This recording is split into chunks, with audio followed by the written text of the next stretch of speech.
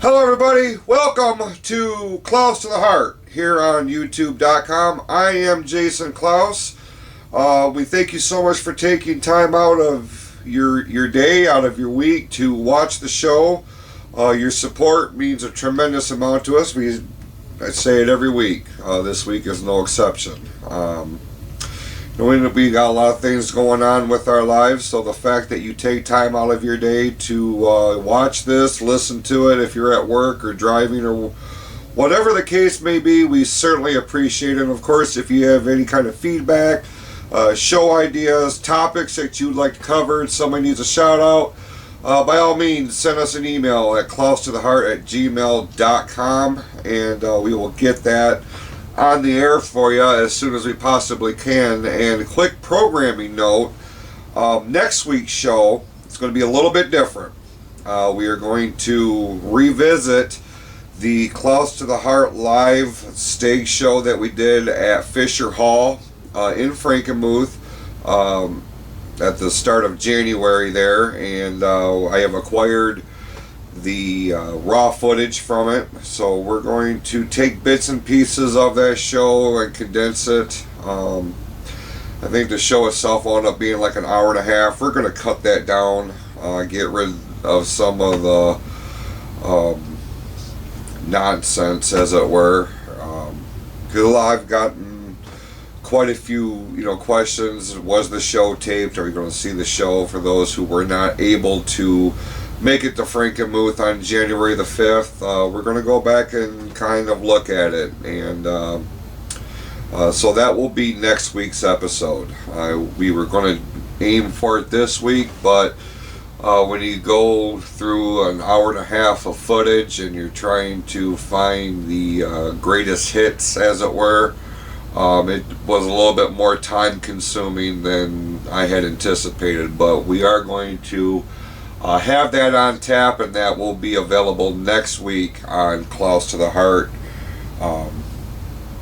Just stay tuned to the YouTube page, to the Facebook page at Klaus to the Heart. So that's what's coming next week. This week, though, kind of a different kind of setup here. We're still kind of putting the recording area back together. This happens to be my favorite chair in the man cave, as it were, and a little bit more relaxed environment, relaxed background. Spend a few minutes here this week and talk about something that each and every person experiences throughout the course of their lifetime. Some more than others, but it is something that everybody deals with in different ways. And we're talking about stress this week. Everybody's got stress. This day and age, man, it seems like everybody's got just a laundry list of problems and things that are producing a great deal of stress in their lives, and how we can go about dealing with those kind of things without alienating those who mean the most to us. Now, everybody's stress level varies, right? I mean, it could be related to a job, to a relationship, to outside factors that are starting to wreak havoc on either your professional life, your personal life. But the one thing that is a constant across the board, no matter who and what we are, is we deal with stress in different ways. Some very productive, some not so much. What I would like to focus on, though, are those of you who have a real hard time dealing with stress. And full disclosure here, this is a topic that I myself I wrestle with all the time, man. I mean, I am now at a point in my life to where I don't act on impulse.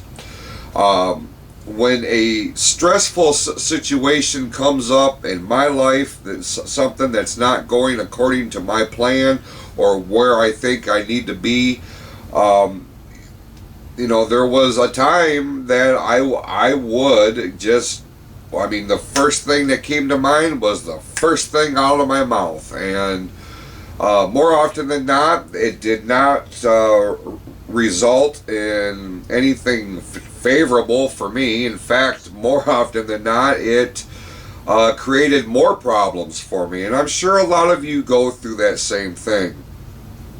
Now, somebody that's in my 40s, and I've had all these different life experiences and things. I have taught myself that instead of acting on impulse, I will actually take an extended amount of time, all depending on the severity of the situation, to analyze things. What is there something that I can do right now in the immediate future that will alleviate some of that stress? And if it can't be done immediately, what can I do to set the wheels in motion to get to a point to where some of that stress will dissipate? Well, we figure something out, we come to some sort of resolution that works for everybody involved, whether it's a family struggle, whether it's some sort of issue at work, whatever your situation is. What we do know is this: we deal with things differently because we have all come up at this point in life, on this day. We all have different stories, we have different paths, we have different journeys, and because of those, we deal with things differently. But when you break it down, when you get to the fundamentals of things, it really is a matter of giving yourself time to breathe. And when you give yourself time to breathe, you give yourself an opportunity to address the issue, to address the situation with a clear mind, with open eyes, and more importantly, open ears. A lot of times, a stressful situation is generated by a lack of communication, or it is a misunderstanding, or it is something that, in the grand scheme of things, started out as something minor and it had just snowballed into damn near a catastrophe of epic proportions. But in reality, in this grand scheme of life, we find more often than not that it's really, it is blown out of proportion. And when you blow it out of proportion, it makes it 10 times worse than what it really should be. What I would suggest to you is, those of you who are dealing with a stressful situation, break it down. What is causing you this stress?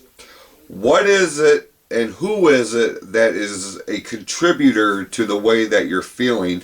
And is it something that can be worked on, can be resolved simply by opening the lines of communication? A lot of times that is the case.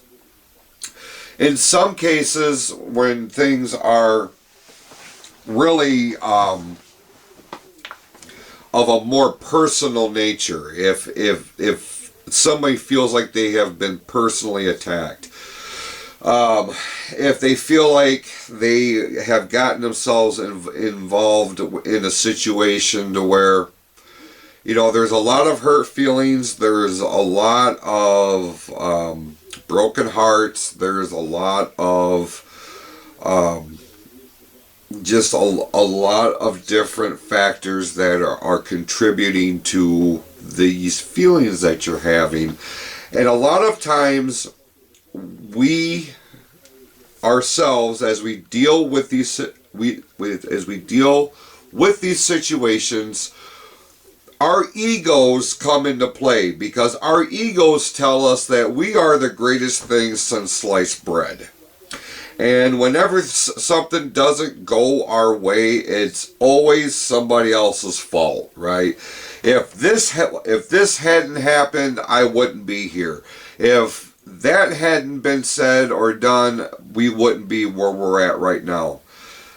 A lot of times we are just as much of a contributor to the stress that we are involved in, and the fact that our egos tell us that we are the victim, that resolution takes a lot longer than it sometimes should. Our egos tell us that, how in the hell could we be in the wrong?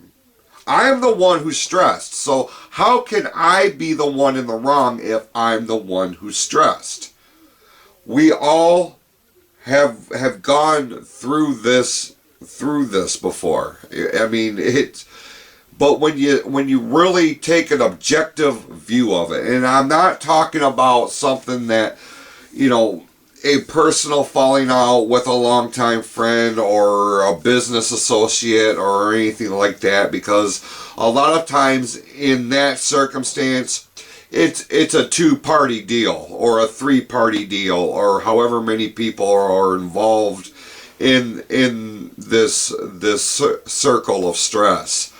But at the same time, we kind of got to stand back and be like, well, did I do everything that I could to alleviate that stress? Did I do everything that I could to try to rectify the situation? And you got to be honest with yourself. Sometimes that requires us eating a big old chunk of humble pie. It tastes like crap, but I mean, if you want to get past where you are, sometimes you got to do things and you got to go through the motions that are not going to be favorable. That you are going to have to put your ego aside. That you are going to have to, in some cases, you have to be the one who initiates the course of action that could lead to a resolution. Now, in the event of something very personal, something of a betrayal, something of the ending of a friendship or a meaningful partnership in whatever shape or form, that's life. And ultimately, as much as I would like to think that we could live in a perfect world if we made simple changes to the way we approach life, I am a realist, and I know that that is not always going to be the case. And that sometimes, in order to eliminate the stress, you have to eliminate the people that are involved in it. Not always the most popular decision. It doesn't always have to be a permanent one either. It could be something that, something of a sabbatical, for the lack of a better term. But at the same time, man, we got to step back and be honest with ourselves and did I do everything that I could?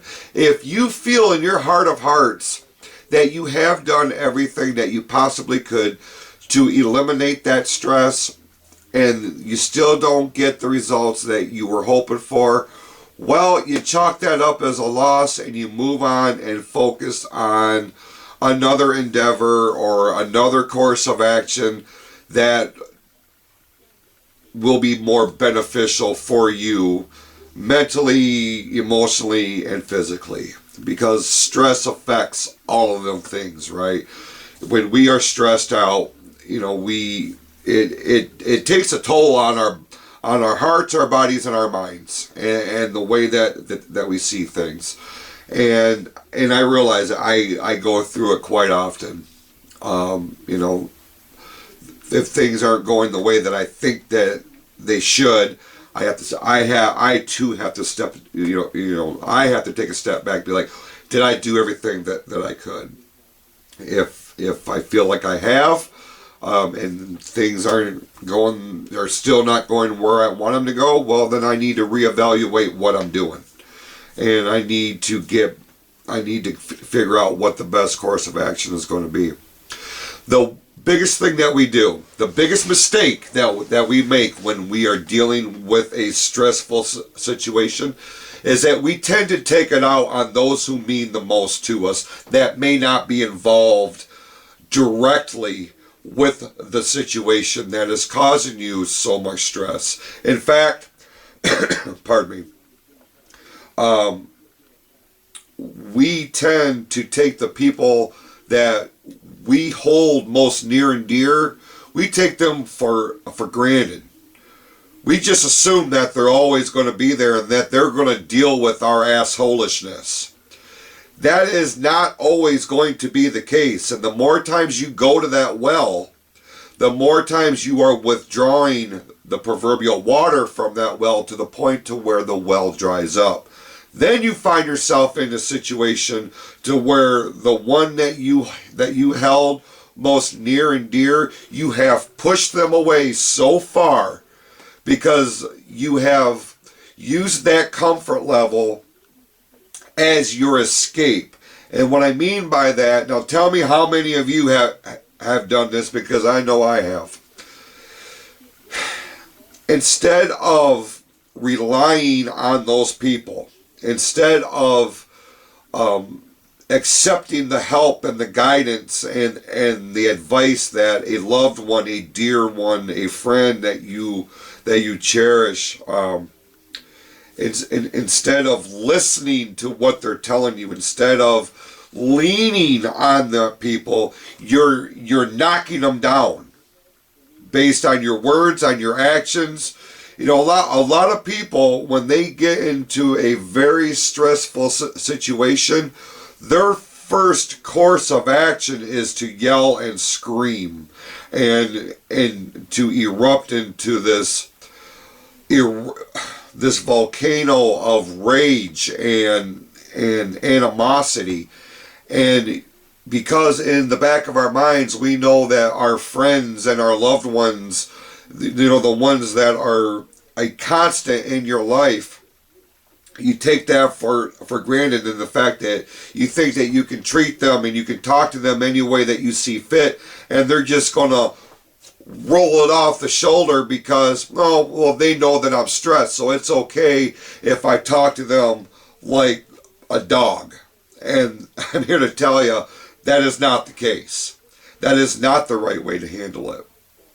If you are feeling that stressed, you need to go outside and take a lap or two around the house. Get that aggression out of your system. Go back to the person who offered their help, their guidance, their support, their love, whatever it is. Then you can start dealing with this as rational adults, as rational people, and not one that is infiltrated by a great eruption of just animosity and hurt. Because yes, you are stressed, but do you think the ones that you hold near and dear aren't stressed? Their stress may not be on the same level as yours, but it's there because the ones that they care for, the ones that they love, are going through such a hard time. Instead of pushing them away, instead of verbally abusing them or making them feel like crap or anything like that, accept the fact that they are there to help you. If you accept the fact that they are there to help you, you're going to have an open line of communication, and you have somebody to vent to, not vent at. So at the same time, again, every situation is different. But a lot of times we all fall under the same umbrella, and a lot of us deal with a very stressful situation in the manner in which I just laid out. It's not always like that, and I understand that. But some of them do. And when that happens, you need to take a step back, You need to reevaluate things, reevaluate the people in your life, reevaluate what's causing you the stress.